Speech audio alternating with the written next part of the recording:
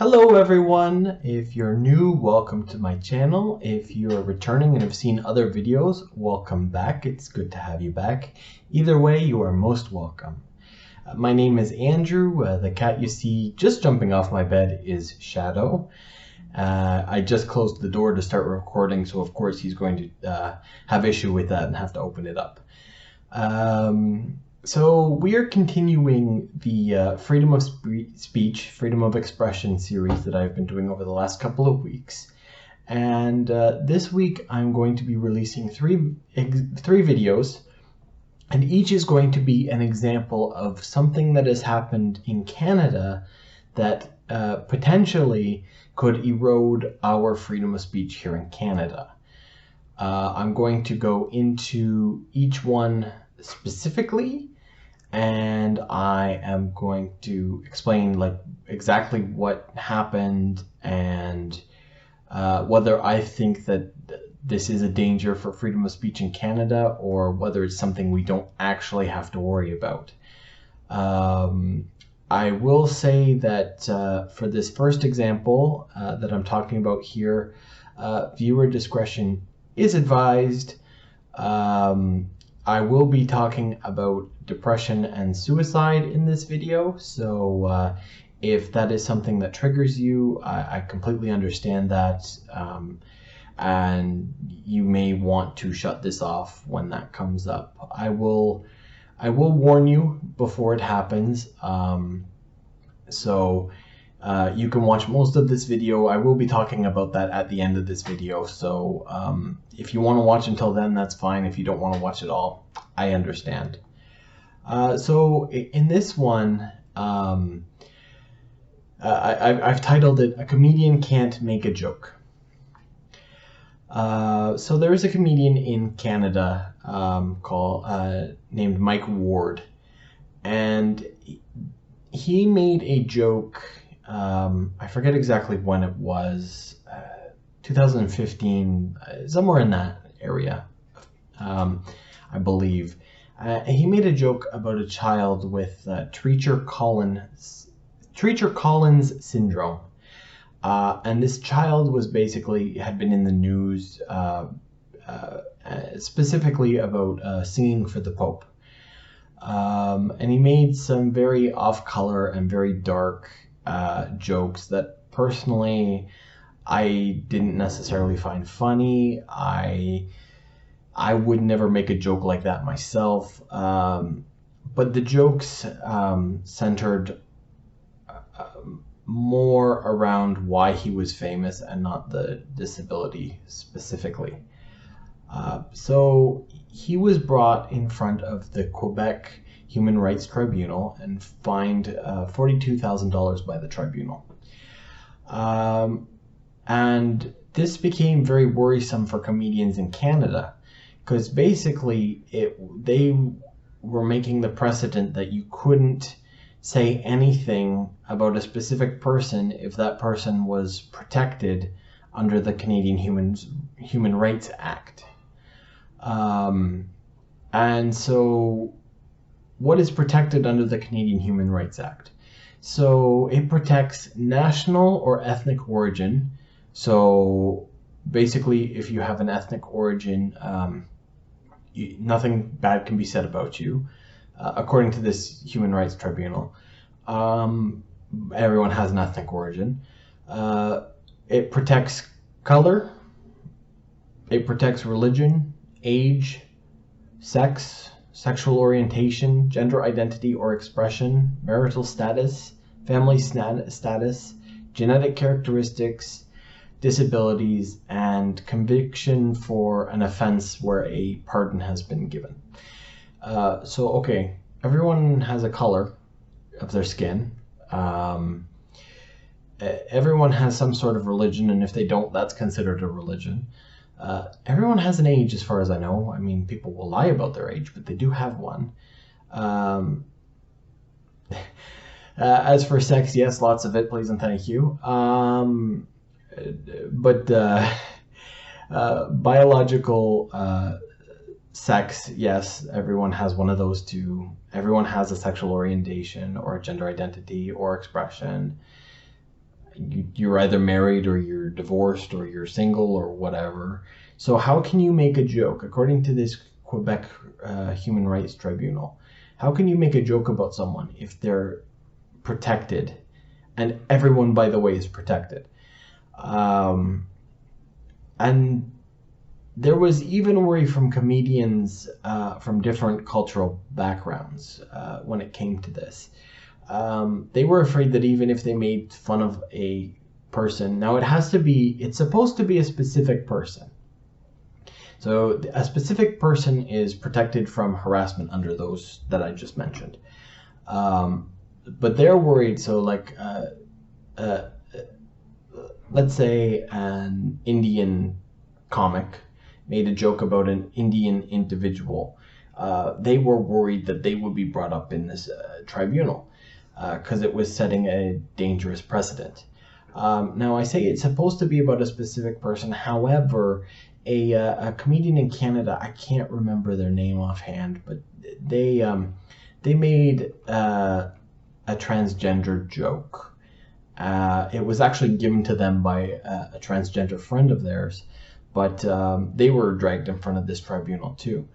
And it wasn't about a specific person who was transgendered. It was just a transgender in general type of joke. So there was a lot of worry at the time about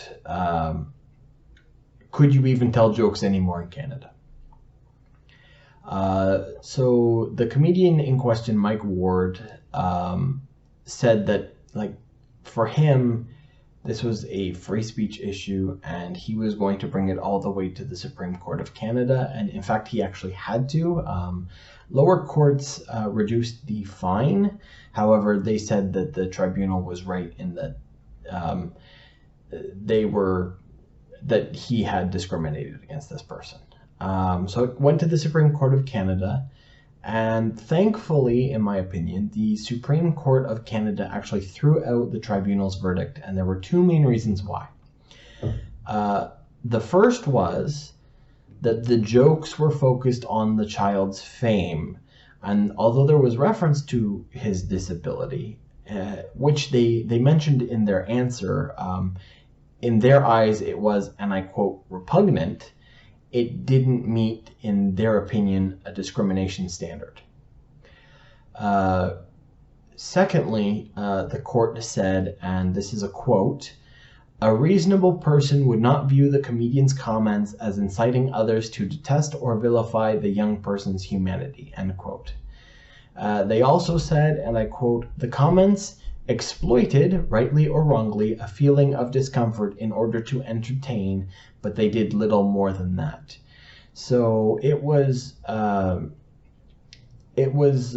basically decided by the Supreme Court of Canada that he was practicing his freedom of speech, and he had not actually discriminated against this individual.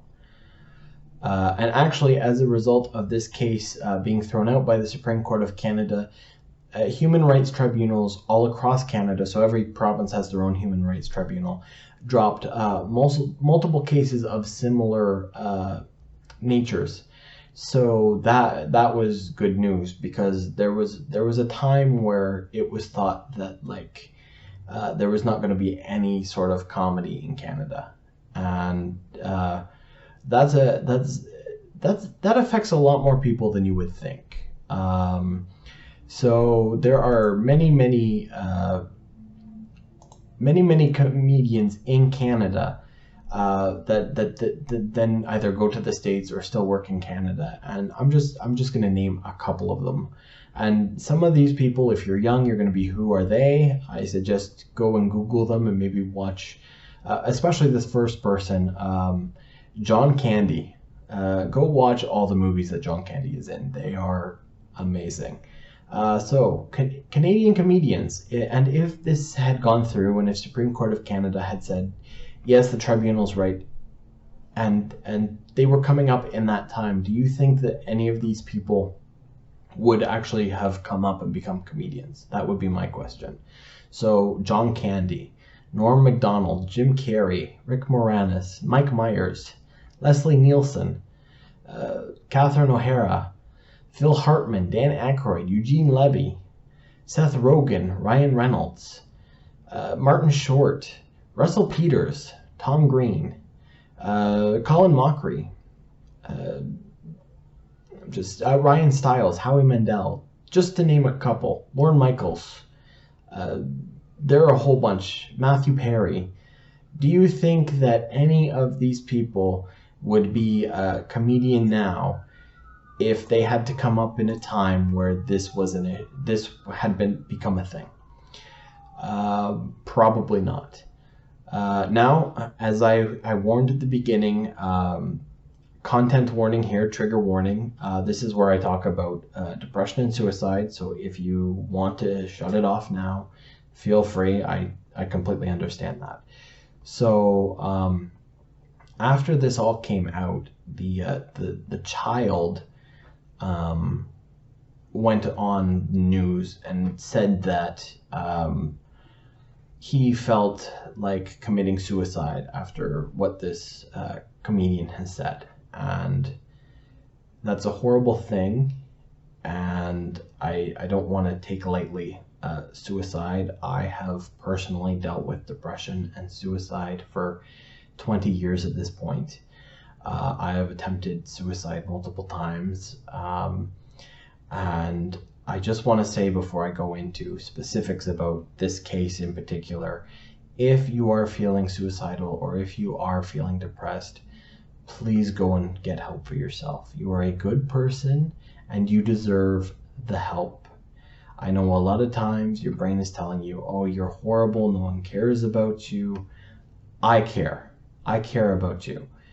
Go and find help. I know in Ontario and I think all across Canada, most cities at this point have a crisis helpline that you can call if you're on the edge. And they also have crisis centers that you can go into.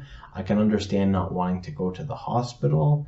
They don't generally handle mental illness too great, unfortunately, in my experiences. They are more set up to deal with physical and not mental illness. But I had to be hospitalized. There was no way around that. There was no way I was going to get better. So I did have to go through that system. So I understand if you need to. If you don't want to do any of those things, talk to people that you know and care about you. Because I guarantee... So most people, when they're depressed, their brain kind of tricks them into thinking, oh, no one will care if you're gone, you're alone, you're useless, and all that type of thing. That's not true. People care about you, and I guarantee if you tell someone, hey, I'm dealing with this, they may not have the answers, but they will want to help you. So in whatever way you can, please find help. Even if that's going to your just general doctor and saying, I'm feeling this way, they will get you help. So please do that. You are worth it, and you are good people, and it would be a tragedy if we lost you. So please get that help. In my case, it took my girlfriend. I had just tried to commit suicide, and there were a bunch of things that basically had to happen for me to die, and one of those things didn't work out, so I didn't die in the end. But that night, that was the day before, and I was talking to my girlfriend, and I was telling her, hey, like, I'm ready to go, I'm done, and there's nothing left for me here on this planet. And in my brain, I was like, no one gives a shit. No one will mourn me if I die. And she started crying and telling me that she couldn't imagine life without me, and she didn't want to lose me. And that was enough that it was able to kind of snap something in my brain that I'm like, oh wait, there are people who care. Maybe I do deserve to get better. Maybe I should work on this. Maybe I should try to fix it. So I'm sure there was someone like that for you as well. But going back to this case in particular, it's tragic, absolutely, that this individual felt that way. Now, I don't know him. I'm not a psychiatrist or anything like that, obviously. In my experience, I can really only talk about my experience. And in my experience, so me and my friends, we tease each other and joke about each other all the time. Most of the times they say something stupid about me, and I'm like, yeah, shove it, and then I say something back. That's how it generally goes if I'm feeling okay. If I'm dealing with depression at that time, it doesn't really matter what they say to me. It's a huge attack, and it's a horrible thing, and I'm deeply hurt by it, and it's just another reason for me to kill myself. I'm already thinking about reasons as to why I should end it. So like I said, I don't know his case, but generally, if you're already in that spot, your brain is going to find every reason to kill yourself. And if someone accidentally adds fuel or unintentionally adds fuel to that fire, I don't know if I can necessarily blame them, because a majority of that is actually happening was happening in my brain. Because, like I said, when I was normal, they would say the same jokes.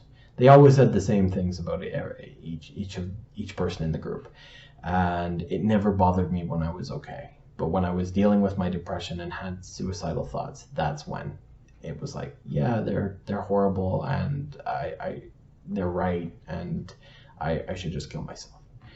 So I'm not blaming him for feeling that way. I'm not, he has those feelings. It's not like I'm saying that he shouldn't have those feelings. He has them. I hope he sought help for those feelings, and I hope he worked through it all. And so, incidentally, researching this case, apparently him and his mother have brought a civil lawsuit against this comedian, and I'm actually okay with that. I don't want the tribunal saying they can't make jokes, but if someone claims that they have some injury based on what was said, they have absolutely every right to sue, and that's a civil matter. That's not a legal matter. I'm worried more about the legality of what happened here. So in this case, this was a good result. I think it went the way it needed to. I'm not really worried about this example happening in the future. There have been other incidences where the Human Rights Tribunal could have dragged other comedians in, and they haven't, just based on this ruling. So as long as it stays that way, I think we're okay in this case. So, what did you guys think? Do you think he should have been able to make that joke? Do you think he shouldn't have? Leave a comment below if you want to share your opinion. If you like this video, hit the like button, and subscribe if you want. But if not, hey, that's totally up to you. Until the next video, I wish you a good day or week or whenever, and I'll see you then. Bye-bye.